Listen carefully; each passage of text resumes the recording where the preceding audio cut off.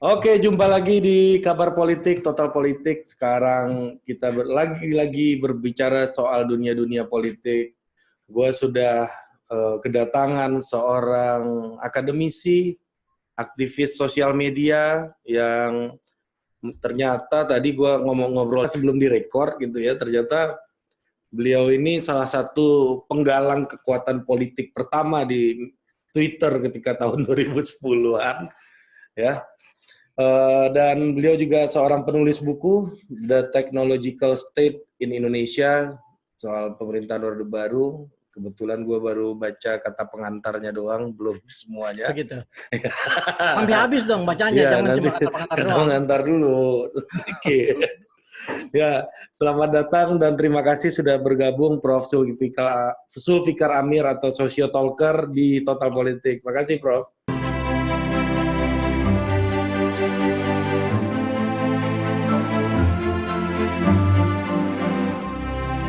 Sama-sama Bung Ari, terima kasih sudah diundang. Senang hati bisa bergabung kembali. Ya. Di Total Politik kan udah bisa renang kan sekarang di Singapura kan. Iya dong. Di sini kita nggak tahu apa yang udah dibuka, apa yang belum.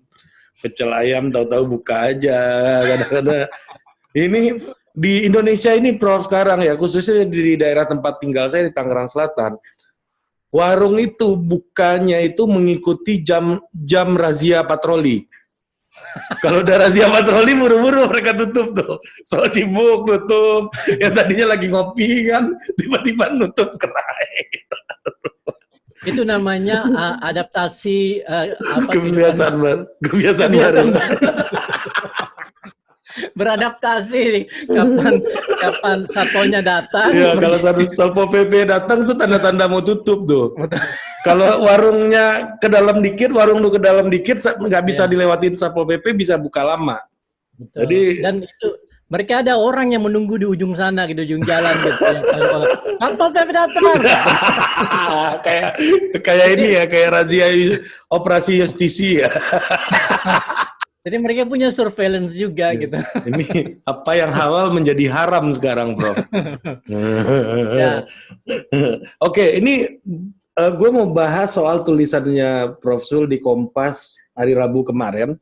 Itu Rabu tanggal 26 Agustus 2020.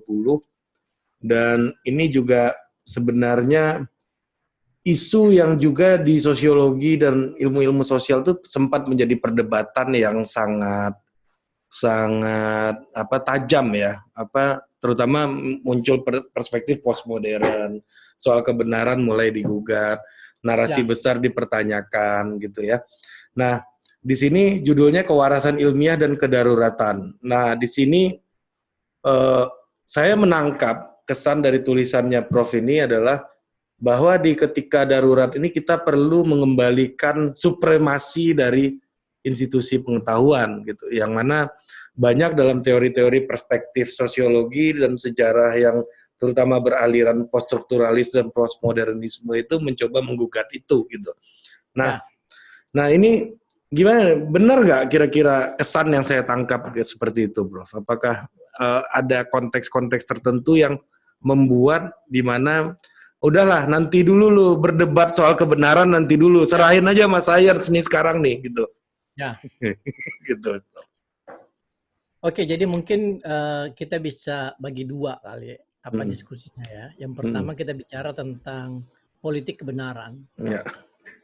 Dan bagaimana sains berperan di dalam produksi kebenaran gitu. Ini kan satu topik yang sangat dalam ya, dan gue sebagai seorang yang berkecimpung di dalam dunia penelitian yang berkaitan dengan science, technology, and society, ya, di mana kita melihat bagaimana sains itu adalah sebuah hasil produksi sosial, sebuah konstruksi sosial, dan sebagai sebuah produksi konstruksi sebuah hasil konstruksi sosial, tentu dia banyak dipengaruhi oleh faktor-faktor politik, faktor-faktor budaya dan sebagainya gitu. Dan kebenaran adalah suatu output dari aktivitas yang dilakukan oleh sains sebagai sebuah institusi sosial di dalam memberi kontribusi terhadap stabilitas struktur sosial di masyarakat. Jadi kalau misalnya kita pakai kacamata ini ya, struktural functionalism. Ya, Parsonian. Ya, Parsonian ya. Ini buat yang nggak tahu nih, nanti lu Google aja apa itu Parsonian ya. Ini sesama sosiolog nih yang ngomong nih. Jadi Parson itu ya structural functionalism itu sangat American banget ya, karena tahun 60-an itu. Ya, mencoba membangun satu basis dari ilmu pengetahuan sosial yang kira-kira bisa menjadi padanan terhadap ilmu pengetahuan alam. Ya kan? Dan structural functionalism itu sifatnya itu agak netral dalam arti dia less critical dibanding dengan Marxist sosiologis ya dan sebagainya gitu. Jadi lebih banyak dipengaruhi oleh Weber. Bebas nilai dia. Betul, lebih bebas nilai karena memang tujuannya adalah untuk menciptakan sebuah tata sosial yang objektif ya. Yang solid, yang mapan gitu. Dan di dalam kacamata structural functionalism, masyarakat modern itu dibangun di atas fondasi yang menjadi penjaga stabilitas masyarakat, ya kan? Dan fondasi ini adalah institusi-institusi sosial yang memiliki peran masing-masing, misalnya government, kemudian market, ya, sistem pasar, lalu kemudian education, lalu kemudian agama, ya, church atau mosque atau ini ya kelompok-kelompok religius dan sebagainya gitu. Nah, salah satu institusi sosial itu kan science. Jadi sains sebagai suatu institusi sosial yang memiliki peran sangat krusial dalam menjaga stabilitas masyarakat modern, dan fungsi utama dari sains itu adalah memproduksi pengetahuan, di mana pengetahuan ini kemudian menjadi rujukan utama bagi masyarakat modern ketika mereka mengambil keputusan atau melakukan hal-hal yang mempengaruhi seluruh aspek masyarakat. Gitu. Jadi buat Robert buat mereka yang memandang sains dari kacamata structural functionalism, sains itu adalah sesuatu yang netral, ya kan? Dan bapak dari sosiologi sains, jadi ada satu bidang di dalam ilmu sosiologi namanya Sociology of Science. Merton ya? Ya, Robert Merton. Jadi bapaknya itu atau founder dari The Sociology of Science itu Robert Merton yang mengadopsi framework structural functionalism dari Parson, dan Parson sendiri itu kan dosennya dia kan, pembimbingnya dia kan, pembimbingnya si Robert Merton gitu. Masuklah ke situ, lalu kemudian jadilah satu kerangka di mana kebenaran adalah hasil produksi pengetahuan ilmiah yang dilakukan sains sebagai sebuah institusi sosial. Nah, kemudian memang akhirnya framework ini itu lebih banyak dikritik pada tahun 70-an, 80-an setelah mereka sempat mendominasi wilayah sosiologi sains selama 30 tahun. Jadi Merton itu memulai studinya tentang sosiologi sains tahun 1930-an, 1940-an, lalu kemudian 1970 udah mulai dipertanyakan dengan munculnya karya dari Thomas Kuhn, The Scientific Revolution. Ya, betul. Lalu kemudian tahun 80-an geng Prancis muncul tuh ya, Bro, habis itu ya. Betul.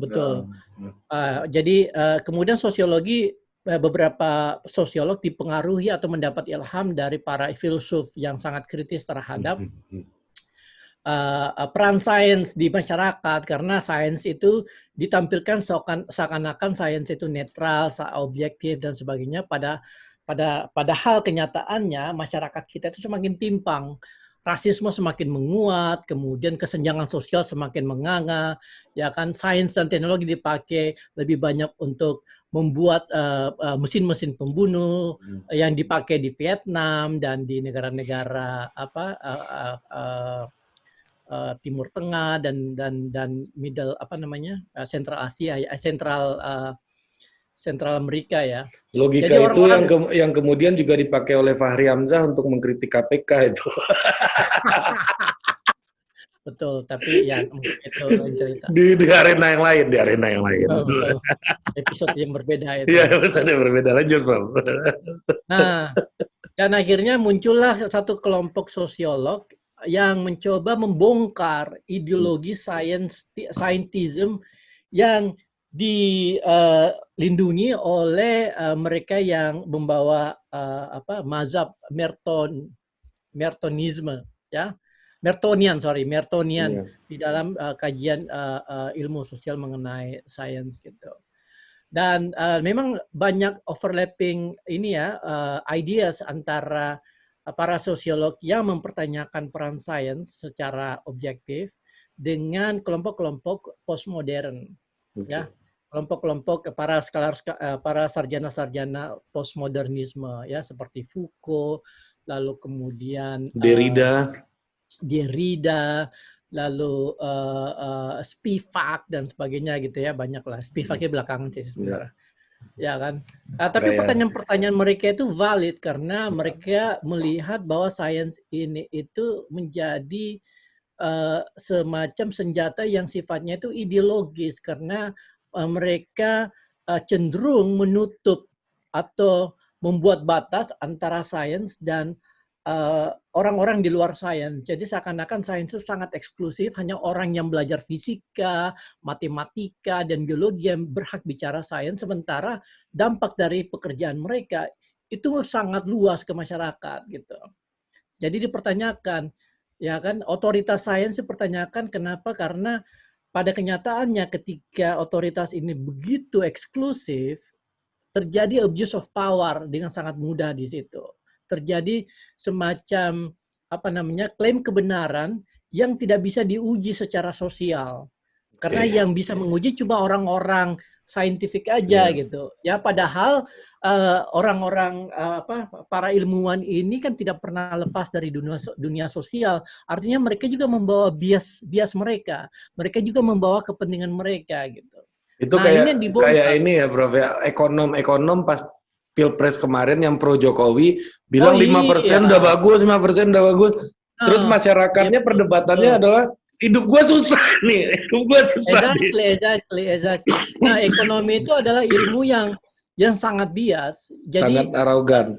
Iya, jadi kalau misalnya ada ekonom yang menganggap bahwa ilmu ekonomi itu sama seperti fisika atau kimia, sangat netral, sangat saintifik, itu bullshit.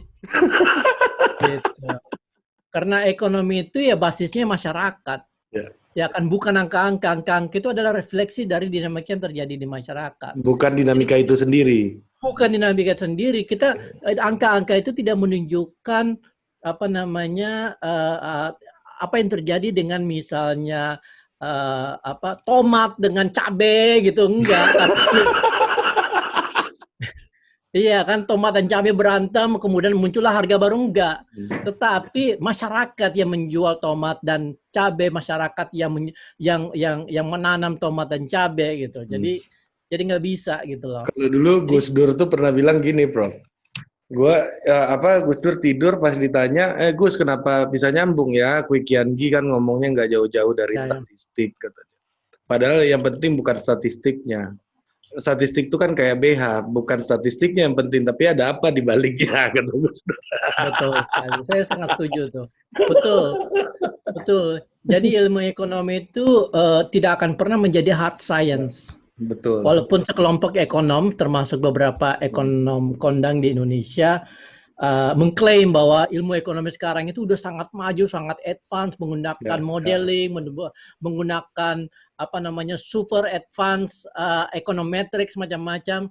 Tetap aja ekonomi itu ya ilmu sosial gitu. Ya, jadi mereka harus insaf. Gitu. Prof sebagai orang yang sekolah diawali dengan latar belakang teknik gitu ya, yang hard science, ngelihat orang-orang kayak begitu memuja ilmunya itu seperti apa perasaannya, Prof?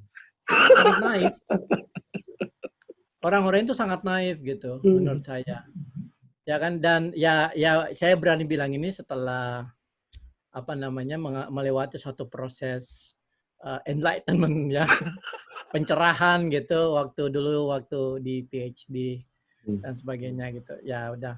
Tapi oke, jadi itu satu sisi di mana kita bicara tentang kebenaran yang diklaim sebagai wilayah satu-satunya wilayah eksklusif dari sains, ya kan. Nah, lalu muncullah post-truth, ya kan, pasca kebenaran yang seakan-akan menggunakan argumen-argumen postmodernism atau argumen yang sangat kritis terhadap sains untuk membenarkan, membantah keabsahan sains, tetapi kemudian membawa kepentingan yang juga sama buruknya gitu, bahkan lebih buruk. Lebih buruk ya, betul. Betul, bahkan lebih buruk, ya kan, misalnya orang-orang yang tidak percaya dengan perubahan iklim, lalu kemudian kelompok yang percaya bahwa bumi itu datar gitu. Gerakan anti masker gitu. Betul sekali. Jadi orang-orang yang berpikir pendek cuma karena mendapatkan satu informasi yang berbasis pada teori konspirasi. Elit global. Ya kan? Betul, iya. Dan fatalnya, ya pemikiran-pemikiran seperti ini itu masuk ke institusi, masuk ke lembaga penelitian, masuk ke lembaga pemerintah, bahkan menjadi kebijakan pemerintah baik di tingkat pusat maupun di tingkat daerah gitu. Itu di tulisan ini yang Prof kritisi itu yang paling bahaya itu yang kedua. Yang seakan-akan merepresentasikan kelompok epistemic community atau kelompok scientific groups gitu ya. Tapi menyampaikan kebenaran yang tidak valid seperti obat yang diuji oleh BIN dan TNI dalam waktu yang singkat karena alasan kedaruratan gitu. Ya. Nah, kita masuk ke tahap kedua nih, bagian kedua dari diskusi kita. Jadi sekarang sains dipertanyakan di era pasca kebenaran, ya kan? Nah, gua sebagai seorang sosiolog, ya, sosiologi itu kan sebuah sains juga kan. Walaupun mungkin nature-nya berbeda dengan ilmu fisika atau ilmu biologi ya, molecular biology atau apalah gitu. Tapi gimana pun juga sosiologi itu adalah satu nafas dengan ilmu-ilmu pengetahuan yang lain gitu. Karena kita berbasis empirik, lalu kemudian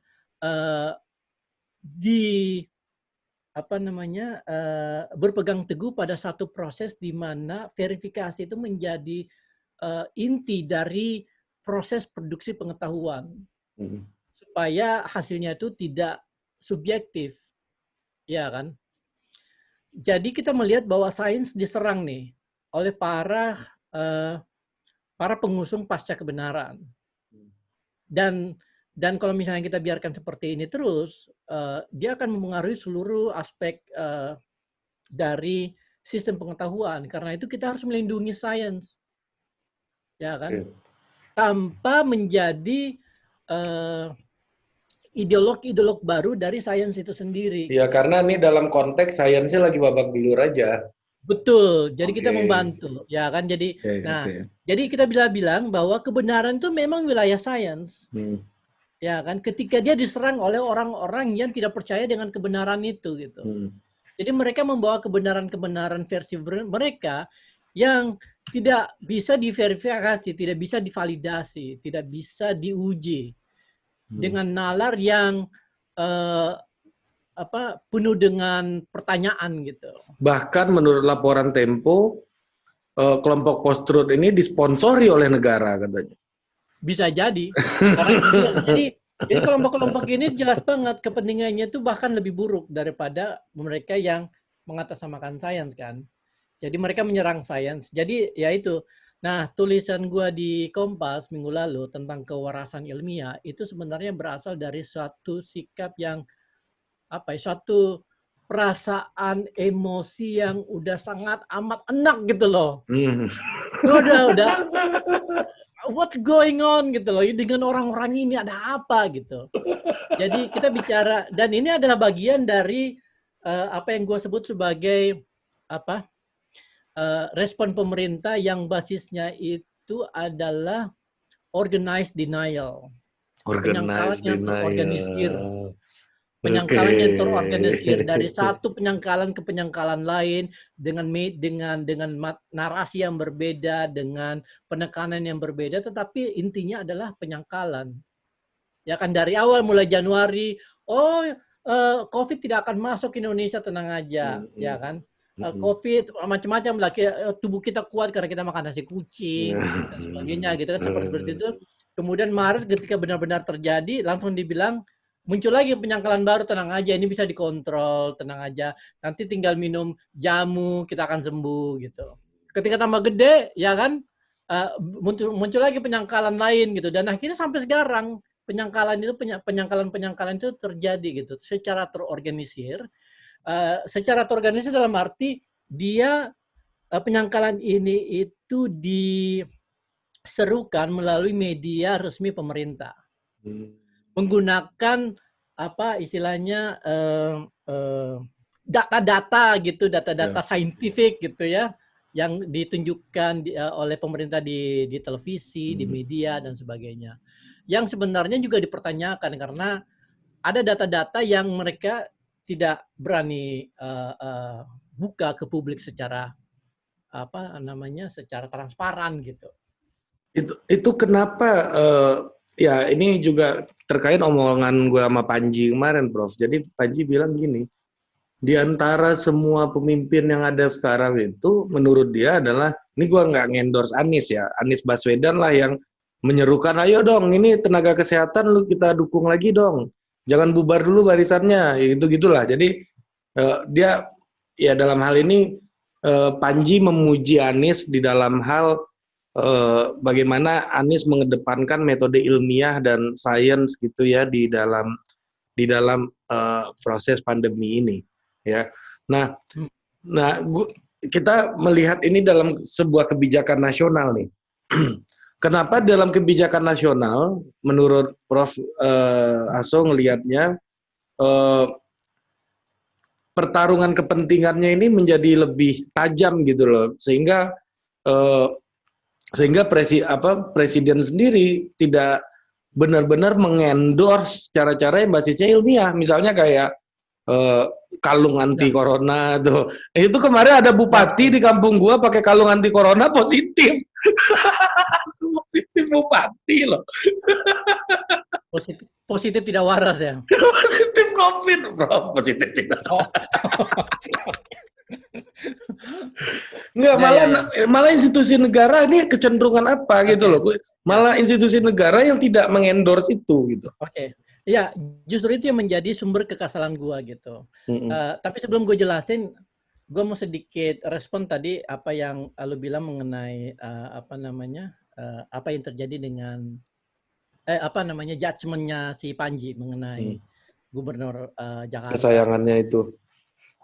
Gubernur kesayangannya Panji. Jadi ya selama 3 bulan terakhir, gue membantu beberapa pemerintah daerah juga, ya, lewat kolaborasi yang gue lakukan bersama teman-teman di Lapor COVID. Kita melakukan survei, lalu kemudian memberikan masukan mengenai mitigasi, lalu kemudian penyeragaman data dan sebagainya gitu ya. Dan kita bekerja sama dengan salah satunya dengan Pemprov DKI, dan gue udah diundang beberapa kali sama Gubernur Jakarta untuk memberi masukan gitu.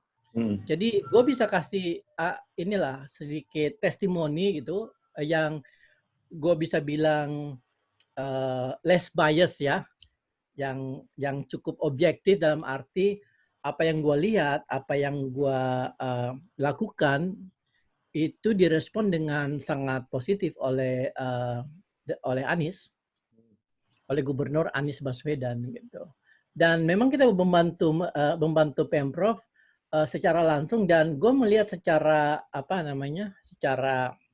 langsung juga bagaimana Pak Anies itu sangat mengapresiasi apa yang kita lakukan, apa yang kita kontribusikan buat kebijakan-kebijakan Pemprov DKI. Jadi salah satu contoh misalnya konsep micro lockdown, ya kan? Gue nggak tahu kalau masih ingat kan? Iya. Jadi apa namanya, artikel itu keluar hari ini, besoknya gue ditelepon sama stafnya Pak Anies. Mas, Zulfikar, Pak Anies mau apa, mau video conference besok. Oke, siap. Ya udah, gue presentasi. Dan itu diadopsi sama Pemprov DKI. Memang konsep originalnya itu agak berbeda, ya kan?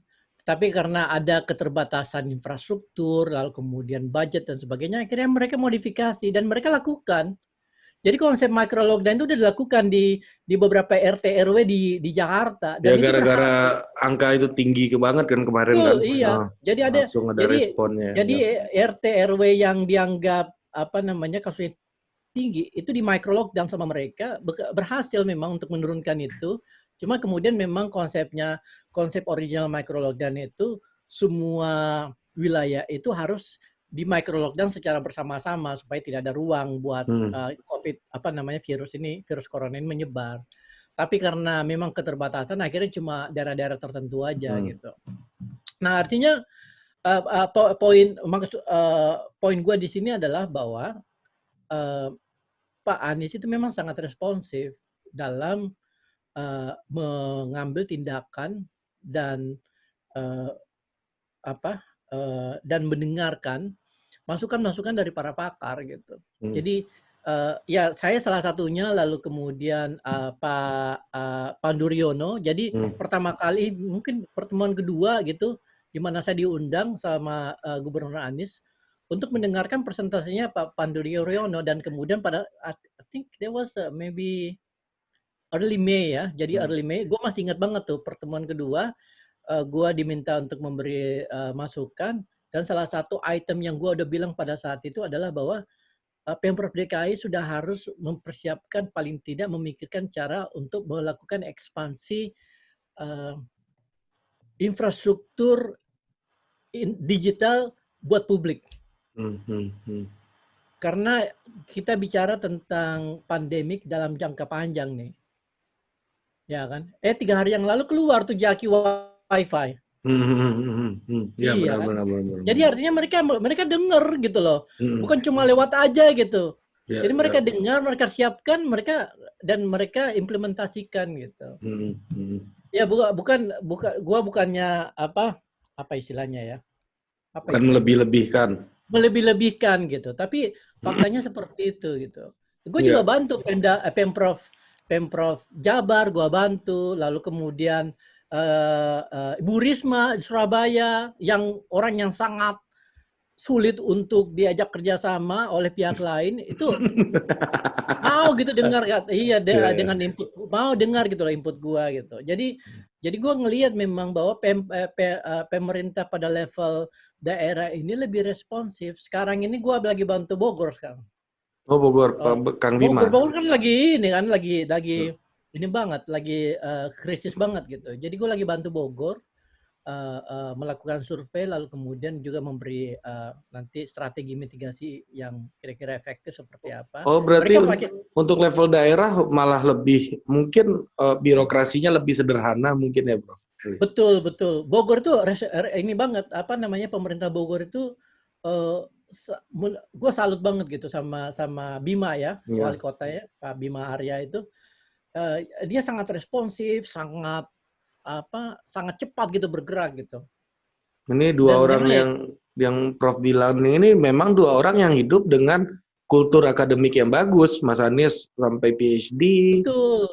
Mas Kang Bima juga PhD juga kan di Australia kan dia. Betul, dan memang udah terbiasa dengan bagaimana melihat sains ini sebagai institusi yang harus punya pengaruh di dalam masyarakat kan gitu.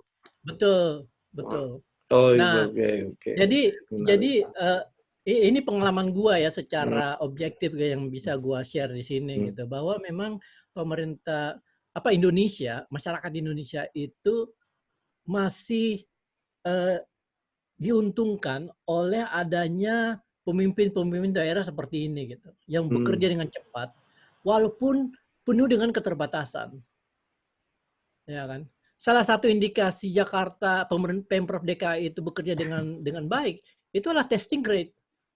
Itu gila itu untuk menaikkan jumlah testing dari sekian ya kan cuma puluhan per hari menjadi ribuan, itu gila itu kerjanya tuh. Iya, betul. Gak gampang. Sementara ada satu kelompok orang yang punya sumber daya, punya otoritas, punya kekuasaan, punya duit untuk melakukan itu, tetapi mereka gagal melakukannya gitu. Ini adalah pemerintah pusat menurut gua. Nah, sumber kekesalan gua di dalam tulisan itu adalah apa yang ditunjukkan oleh lapisan pemerintah pusat. Jadi ya kita bisa lihat lah, misalnya program. Jadi gini, ketika gue bicara tentang kebenaran sains, ya pasca kebenaran, di dalam era pasca kebenaran itu ada dua musuh kan. Musuh pertama itu yang mereka anti sains, udah ketahuan lah, ya kan? Mereka anti sains. Jadi gampang dideteksi karena mereka mengklaim kita tidak percaya sains, kita tidak percaya perubahan iklim. Dulu ada gerakan anti vaksin juga kan dulu. Betul, nah exactly, betul. Kita nggak mau vaksin, kita nggak percaya COVID-19 itu nyata dan sebagainya, ya kan? Itu jelas, kelihatan karena mereka. Nah, musuh yang kedua itu lebih terselubung karena mereka itu menggunakan otoritas sains. Seakan-akan mereka itu adalah bagian dari sains, dari institusi sains, ya kan? Misalnya Hadi Pranoto kemarin, ya kan, yang diwawancara sama si siapa itu selebriti, siapa namanya, Anji ya? Anji ya, yang kan? Prof kesayangan. Iya, Prof kesayangan. Nah, jadi jelas banget orang ini lebih berbahaya daripada si Jerings, ya, dalam arti karena dia itu mengklaim sebagai seorang peneliti yang menggunakan metodologi ilmiah dan kemudian menawarkan solusi pamungkas yang akan menyelesaikan seluruh masa pandemi di seluruh dunia gitu, yaitu obat di dalam botol yang katanya sudah dipesan oleh Ratu Inggris. Dan Anji sebagai content creator yang melaunch itu. Dan katanya sudah 5 juta botol, 5.000 botol udah dipakai di Wisma Atlet. Terus ditanya siapa yang pesan? Nggak tahu, pokoknya udah pesan gitu. Mungkin itu kali, apa namanya, dihabisin sama yang bawa kali. Nah ini salah satu contoh aja, salah satu contoh yang buat gua itu menarik untuk dilihat sebagai sampel dari musuh sains yang kedua. Ya kan, karena dia mengklaim sebagai seorang peneliti, seorang yang bergelar S3 dari sebuah institusi perguruan tinggi di Indonesia, lalu kemudian dipanggil mendapat gelar profesor. Profesor kesayangan. Ya, profesor ya. Jadi dia mendapat gelar profesor di kanalnya Anji gitu. Biasa kan. Biasanya kan profesor itu dikukuhkan di sebuah aula ya kan, ruangan, kemudian memberi pidato pengukuhan. Dia diwawancara, dia melakukan pengukuhan guru besar itu di kanalnya Anji. Ya itu yang paling. Gimana cara negara harusnya menghadapi yang kedua ini, Prof? Nah, dia sampai kayak kalung itu loh, maksud gue itu kan nggak masuk akal tuh. Nah, ini yang jadi masalah. Kalau si Hadi ini itu adalah non-state actor, jadi oke lah, kita maafkan. Kita maafkan. Dia tidak menggunakan dana publik, dia tidak menggunakan sumber daya pemerintah, oke lah. Jadi kita maafkan. Memang dia kan bilang, ya saya kan melakukan ini atas nama dana sendiri dan butuh bapak angkat gitu. Jadi dia basically minta duit juga dari pemerintah ya. Bapak angkat, bapak kandungnya nggak ada. Ya, tapi yang berbahaya itu adalah yang menggunakan dana publik, ya, lalu kemudian otoritas pemerintah untuk mengklaim bahwa mereka menawarkan sesuatu yang saintifik dan dapat menyelesaikan masalah ini gitu. Ya kayak anggota DPR tuh juga ada tuh Prof obat corona dari Cina itu tuh. Nah itu walaupun itu sifatnya menurut gua herbal,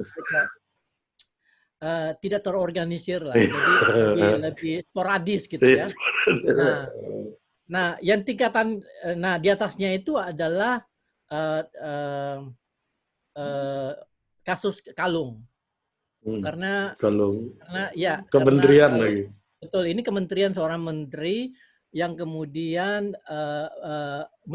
mencomot apa namanya uh, uh, uh, pembenaran dari peneliti di kementerian itu dan kemudian mengklaim bahwa dia sudah mendapatkan solusi pamungkas buat COVID, yaitu kalung. Ya kan kita tahu bahwa it's a hoax gitu loh. Ya kan? Dan buktinya Kementan di lockdown karena banyak yang kena COVID. Padahal masa produsen kalung antivirus kena virus? Ya kan? Nah, oke, jadi ini kalung. Naik ke tingkat atas lagi, yang lebih berbahaya lagi, yaitu obat COVID buatan Universitas Airlangga. Ya kan? Oke lah, Universitas Airlangga bekerja sama BIN sama TNI. Gue nggak ada masalah dengan itu. Di Amerika pun juga gitu. Di Amerika pun juga di begitu. mana-mana Di juga Amerika, gitu. di Singapura, di Jerman, selain di Jepang ya, Jepang beda ya, karena kan ya militernya masih ini ya terkontrol kan. Nah, Jerman, Inggris, yang namanya institusi sains itu dengan institusi militer itu selalu berkelindan dan ini menjadi salah satu sumber kritik dari para sosiolog, ya kan, ya kan. Tapi oke lah. Yang jadi masalah adalah ketika di dalam kolaborasi antara militer, institusi militer dengan institusi pendidikan, otoritas sains itu dilangkahi. Yang muncul itu adalah orang BIN dan TNI yang mengklaim bahwa ini adalah obat yang sudah bisa digunakan oleh masyarakat, sudah terbukti, ya kan. Sementara orang yang melakukan penelitian, orang yang para ilmuwan yang melakukan itu secara nyata gitu di lab dan sebagainya itu nggak pernah muncul. Bahkan yang mewakili Universitas Airlangga adalah rektornya. Rektornya yang bukan orang farmasi atau orang biologi molekuler atau apa gitu. Dia adalah seorang ahli akuntan. Tapi kemudian mengklaim bahwa universitas yang dipimpinnya itu sudah menghasilkan sebuah karya anak bangsa yang harus karya anak bangsa, ini ideologinya di situ. Ya, diapresiasi. Ya kan, jadi narasi karya anak bangsa ini seakan-akan memaksa kita untuk mengapresiasi itu gitu loh. Padahal ada sebuah pertanyaan besar di balik klaim bahwa obat ini itu efektif. Masalahnya begini, dan ini saran gue buat teman-teman bapak-bapak di BIN dan di TNI sana gitu.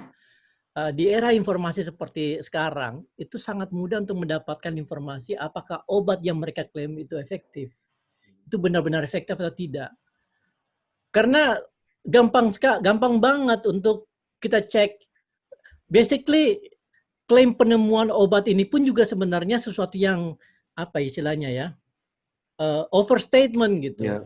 Karena kan mereka tidak menemukan obat, mereka meracik obat yang sudah ada. Ada 5 jenis, kemudian dibuat. Jadi basically kayak kalau misalnya kita ke apotek, ya kan, saya sakit ini dikasih obat ini kemudian diracik, dikasih lah gitu. Gitu. Oke lah, kalaupun misalnya memang apa namanya racikan mereka itu benar-benar mukjizat gitu ya kan? Mujarab. Karena sangat jenius gitu ya. Jadi mereka bisa meracik yang sudah ada. Gue sih ya positive thinking mungkin bisa gitu ya. Ada mungkin apa ukuran-ukuran tertentu dari setiap obat yang diracik sehingga virus corona SARS-CoV-2 ini bisa kolaps gitu kalau misalnya kita konsumsi. Ya kan oke lah. Tapi kan itu harus melewati proses yang standar di dalam SOP pengetahuan lah gitu. Betul, di dalam praktek ilmiah gitu. Nah, yang jadi masalah menurut gua adalah ketika standar ini itu dilibas habis. Maksudnya dipelintir, ya, ditebas sama mereka gitu. Dan yang muncul yang menebas ini adalah institusi militer yang bukan wilayah otoritas dia gitu loh. kita nggak sedang bicara tentang masalah keamanan di sini. Kita tidak sedang bicara tentang separatisme yang menjadi wilayah dari TNI atau BIN. Kita bicara tentang keselamatan manusia Indonesia yang akan diberikan obat ini gitu. Dan kan sudah dipertanyakan oleh banyak orang, epidemiolog, para pakar kesehatan, efikasi dari obat ini kan. Jadi obat ini dalam uji klinisnya lebih banyak dikasih ke orang-orang yang tidak bergejala, yang sebenarnya tidak butuh obat. Jadi orang ini dikasih STMMJ juga udah sehat gitu loh. STMJ sama tolak angin ya. Sehat gitu loh. 60% penderita COVID itu kan OTG kan. Jadi ringan, atau OTG atau gejala ringan. Yang kalau misalnya taruh di rumah, nonton Netflix, sembuh gitu. Gitu. Nah, masalahnya pengujian obat ini itu digunakan untuk orang-orang yang seperti ini. Bukan orang yang kondisinya itu parah, yang 20% ini gitu, yang harus pakai ventilator, yang harus tinggal di ICU. Ya orang-orang yang daya tahan tubuhnya memang secara alamiah pun akan lewat-lewat aja COVID-nya. Betul. Nah, yang jadi masalah menurut gua adalah ketika mereka mendesak supaya prosesnya ini dipercepat, ya kan? Pada saat uji klinisnya itu belum selesai, belum memenuhi standar. Nah, yang menarik adalah narasi kedaruratan masuk ke situ. Seakan-akan nih tsunami udah di depan, ini kita harus segera masuk ke dalam rumah ya, atau kemana gitu, atau naik ke gunung gitu. Biar bisa terbang gitu. Pokoknya sepertinya itu gitu, ya kan? Jadi, nah menurut gua disinilah situasi di mana kewarasan kita itu udah mulai hilang ketika kita disusupi oleh narasi kedaruratan, bahwa ini darurat, kita harus melakukan apapun yang ada gitu. Ya, memang dalam situasi tertentu memang ya kita harus berani mengambil resiko. Tapi kan di dalam situasi seperti ini, resiko ini bisa kita hitung kan. Gitu betul. Iya, kan kita punya sainsnya gitu untuk menghitung apakah obat ini benar-benar efektif atau tidak gitu. Jangan karena kemudian disuruh disusupi argumen-argumen bahwa besok kasusnya akan bertambah banyak dan sebagainya, sehingga kita harus, ya gue setuju lah, kita harus bergerak dengan sangat cepat. Tetapi kan kemudian kita juga harus tetap bersikap waras gitu. Ada hal-hal lain yang bisa dilakukan, yang mestinya dilakukan oleh pemerintah supaya pandemi ini itu bisa terkendali, tapi nggak dilakukan gitu. Yang dilakukan justru hal-hal yang melanggar kewarasan ilmiah. Iya. Dan itu Prof, gini Prof, yang akhirnya kan pemerintah ini terus ikut dalam mereproduksi tahayul ya di dalam konteks ini gitu ya. Ya, karena itu bagian ya. Apa perlunya gitu dalam situasi hari ini tuh menciptakan mitos-mitos seperti itu, Prof? Ya itu, dia adalah bagian sistematis dari organized denial tadi. Oh iya. Iya kan. Jadi masalahnya seperti ini, supaya kesalahan mereka yang sebelumnya itu tertutupi, mereka bikin sesuatu yang baru, ya kan. Nah, pasca skandal obat COVID ini, itu muncul lagi ketidakwarasan baru, yaitu adanya keinginan pemerintah untuk mempercepat penggunaan Sinovac, vaksin Sinovac. Iya benar. Udah jelas banget tuh. Udah jelas banget. Jadi kemarin kan 2 menteri udah ke Beijing, tanda tangan dan udah dapat kontrak 40 juta kalau nggak salah ya. Vaksin Sinovac akan diberikan ke Indonesia. Terus mereka mau pakai bulan Desember. Uji klinis itu selesai bulan Januari. Ya. Uji klinis yang di Bandung itu selesai Januari, butuh 2-3 bulan untuk analisa. Untuk make sure bahwa benar-benar aman dan efektif gitu. Harusnya Maret baru selesai kan? Harusnya Maret paling cepat. Ya kan? Desember udah mau dipakai. Dan ini bisa jadi ada pengaruh dari Beijing juga, karena sekarang sebenarnya Beijing itu udah menggunakan Sinovac untuk beberapa orang. Jadi mereka udah pakai vaksin ini. Jadi Hmm. agak-agak tidak waras juga nih Beijing, tapi mungkin saya nggak tahu apa itunya gitu. Tapi nggak ngerti juga gitu justifikasinya seperti apa. Tapi ya pemerintah Indonesia, pemerintah pusat itu mengikuti pola ketidakwarasan ini gitu dengan mempercepat penggunaan vaksin Sinovac. Targetnya itu bulan Desember. Nah, gue Organized nggak tahu ya, ignorance ya. ya betul. Jadi gue mencoba untuk tetap positive thinking bahwa mungkin ya bisa jadi Sinovac benar-benar efektif dan sebagainya gitu. Cuma gimana kalau misalnya ternyata gue salah gitu, atau kita semua salah gitu, apa yang terjadi? 40 juta orang disuntik. 30% aja, 20% aja bermasalah. Wah, coba. Ya kan? Kita nggak tahu. Gila ya. Jadi memang ya akhirnya ya pemerintah ikut mengendorse tahayul dan ketidakwarasan akhirnya kan yang terjadi Ya, gitu. karena para elitnya sudah tidak waras. Dalam arti ketidakwarasan ini juga karena didorong oleh nafsu ekonomi sih sebenarnya. Ya karena kita lagi drop, semua orang lagi susah, lama-lama nih yang susah dari bawah ini naik ke atas kan. Betul, betul. Oke. Dan ada satu asumsi yang sangat sempit gitu yang dipakai oleh pemerintah bahwa vaksin adalah solusi buat pandemi ini, satu-satunya solusi.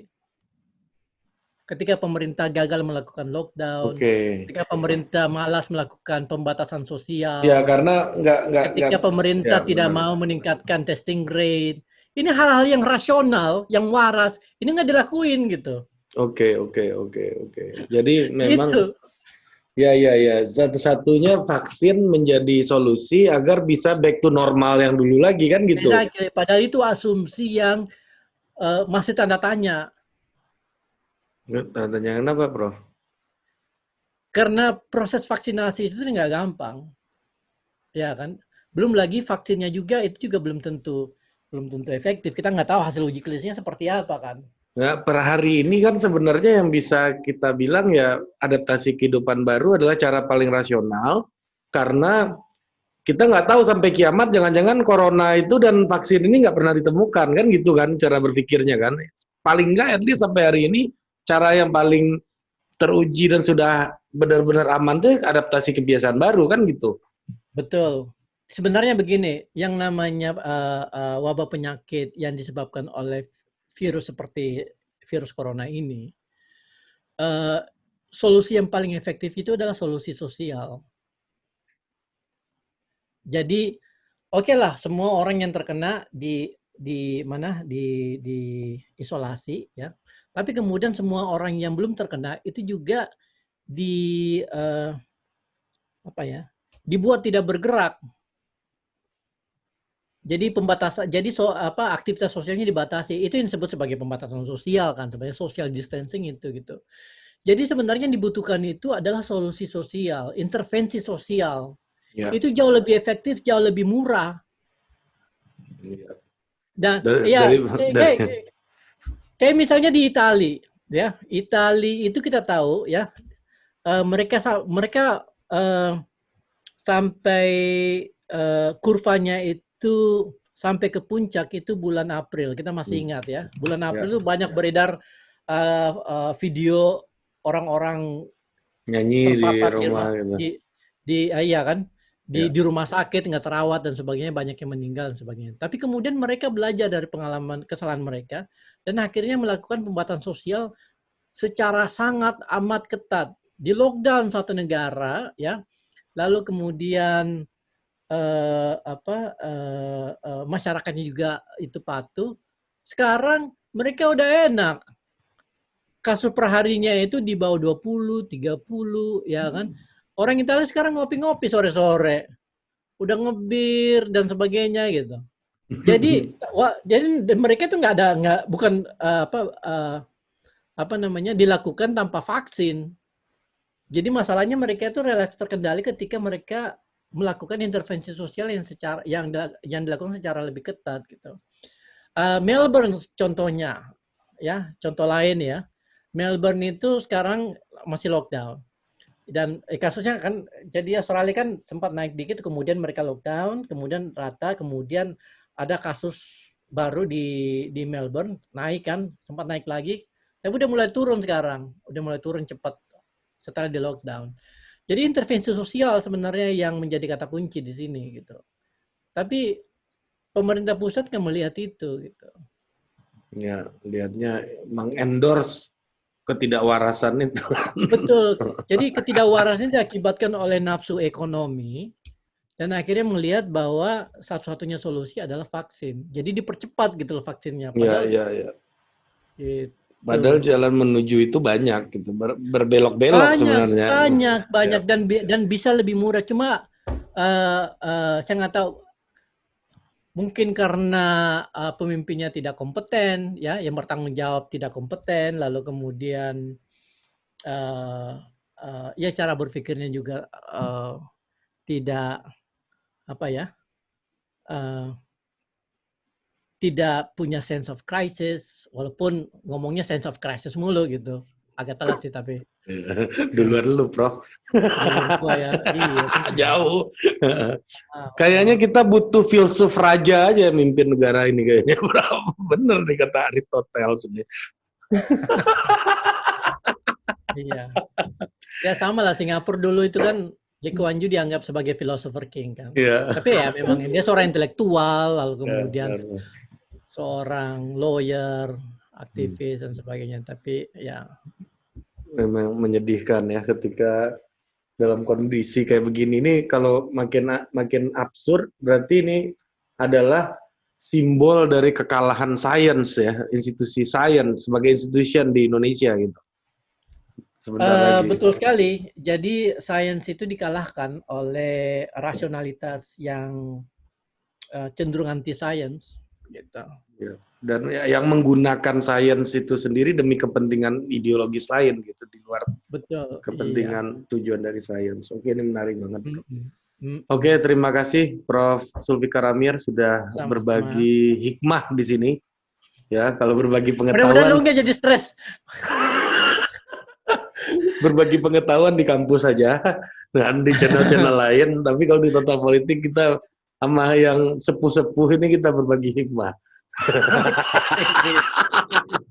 Sip. Oke, mudah-mudahan bermanfaat ya. Ya manfaatnya ya jadi hikmah aja. Yang penting kita kan. Ya, yang penting kita ngoceh aja dulu, Prof. Ngoceh aja dulu. Karena itu yang kita diberikan ruang kan cuma itu kekuasaan kita hari ini kan. Betul. Masa mau diambil sama RCTI lagi? Udah klarifikasi kemarin di Dedi udah. Iya, setelah diserang bisa-bisa ya kan. Di Dedi Kobuzer, kalau bahasanya Panji itu kan, Dedi Kobuzer itu adalah tempatnya masyarakat blunder melakukan klarifikasi. Iya, itu media tempat minta maaf itu. Kalau gue nyebutnya ini Prof, pra-peradilan netizen.